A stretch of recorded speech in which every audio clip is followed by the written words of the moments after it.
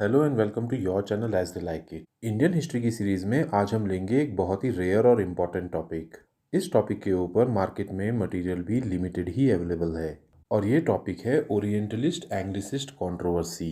इसको classicist versus ओक्सीडेंटलिस्ट controversy भी कहा जाता है। आइए जानते हैं इस कंट्रोवर्सी का background. English east India company की फॉर्मेशन हुई थी इन 1600 और ईस्ट इंडिया कंपनी के इंडिया में अराइवल से पहले पर्शियन का इस्तेमाल किया जाता था एज द कोर्ट लैंग्वेज और इसीलिए हिंदू और मुस्लिम दोनों को पर्शियन सीखना जरूरी होता था। ईस्ट इंडिया कंपनी को पॉलिटिकल पावर मिलने के बाद वो काफ़ी समय तक न्यूट्रल रही और कंपनी ने एक लंबे अरसे तक इंटरफेयर नहीं किया in the religion and culture of Indian society. इसका मेन कारण ये था कि उस समय ब्रिटिश एम्पायर कंसोलिडेशन के फेज में था और कंपनी कोई भी एडवर्स रिएक्शन या अपोजिशन नहीं चाहती थी। बट कंपनी को भी कॉन्स्टेंटली प्रेशराइज किया जा रहा था by the Christian missionaries, orientalist, liberals and Indian social reformers. और इसी कारण से फाइनली कंपनी ने एजुकेशनल एडमिनिस्ट्रेशन को भी अपने हाथ में ले लिया।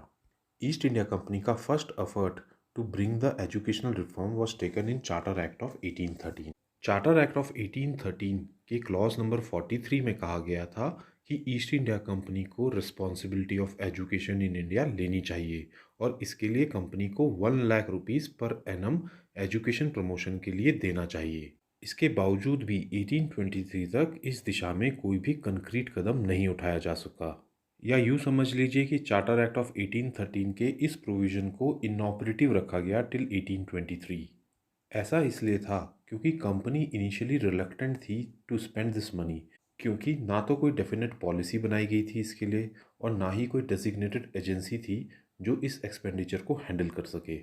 और इसी डिलेमा और कन्फ्यूजन की स्टेट के कारण एजुकेशनल कंट्रोवर्सीज जनरेट होने लगी। फाइनली 1823 में एक ऑफिशियल एजेंसी का गठन किया गया जिसका नाम था general committee on public instructions, जिसको मैंडेट दिया गया कि वो एजुकेशनल मैटर्स को डील करे और ये बताए कि एक्सपेंडिचर ऑफ 1 लाख रुपीज़ कहाँ किया जाए। और इस तरीके से एक state system of education develop हुआ in all the 3 presidency towns of Madras, Bombay and Calcutta.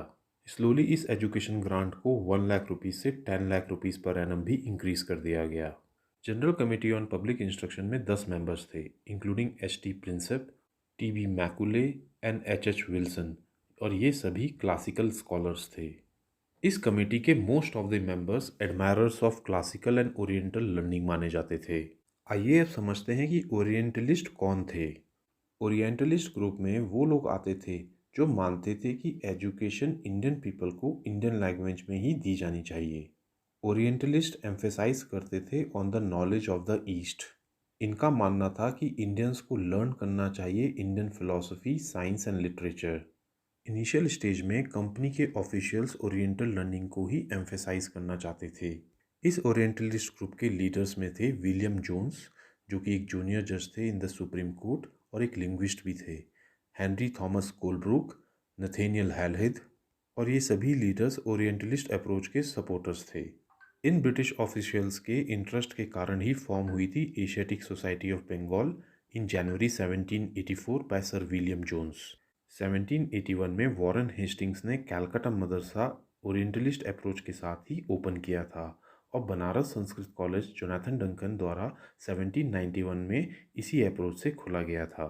In fact 1800 में फोर्ट विलियम कॉलेज को कलकत्ता में इसीलिए सेटअप किया गया था ताकि ब्रिटिश ऑफिशियल्स लोकल लैंग्वेज और कल्चर को पढ़ सकें। General committee on public instructions जो 1823 में फॉर्म की गई थी, इसमें भी कन्फ्लिक्टिंग ओपिनियंस धीरे धीरे राइज होने लगे और ये कमेटी बेसिकली 2 ग्रुप्स में डिवाइड हो गई। एक थे ओरिएंटलिस्ट और दूसरे थे एंग्लिसिस्ट। कमेटी के ओरिएंटलिस्ट लीडर्स थे doctor H Wilson and H T Prinsep, जिन्होंने एडवोकेट किया कि संस्कृत, अरेबिक और पर्शियन को मीडियम ऑफ एजुकेशन रखना चाहिए। आइए अब जानते हैं सेकंड ग्रुप एंग्लिसिस्ट के बारे में। एंग्लिसिस्ट का मानना था कि इंडियंस को टीचिंग दी जानी चाहिए of modern western education and the medium of education must be English.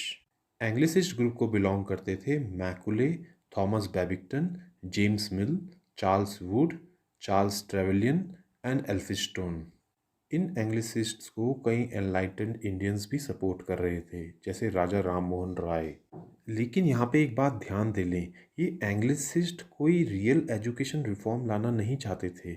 इनका एम था कि वो एक ऐसे क्लास ऑफ पर्सन्स क्रिएट करें जो Indian in blood and colour हों और English in taste, opinion, morals and intellect हों।